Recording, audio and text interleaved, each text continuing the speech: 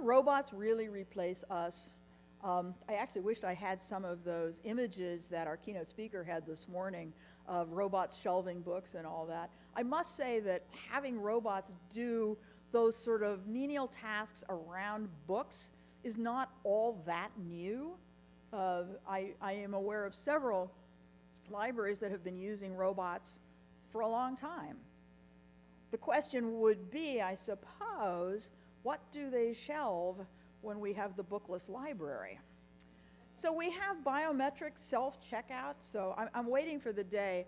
I don't know about the public library that I use as a user, I don't work there, but they've got all the self-checkout things. So I'm waiting for the day when you just sort of walk up and you look into it and it immediately checks out the books because it knows what you have.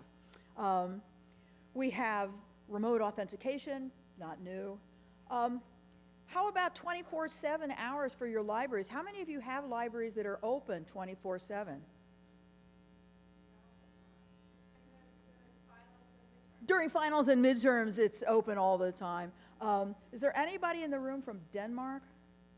No, I don't think that was actually a country that Tom mentioned this morning, but there are a lot of public libraries in Denmark that are in fact open 24/7, and you swipe your library card to get in, and if you think about it, this is right now for most of them it's limited. It's not the whole library, it's a limited area, and they do know who's there because you're authenticated by your card, and there are no librarians in the building.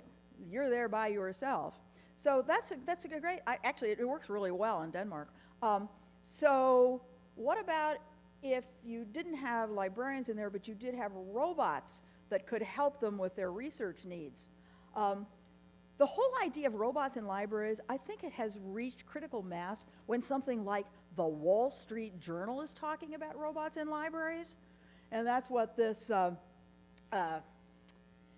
URL is, so that if you want to read that article, you can go there. And then we have, of course, the little robot down here that's picking up the merit badge for the Girl Scout. So, book delivery by drone. There are public libraries that loan out drones. My question is, how do you return the book that the drone has dropped on your doorstep?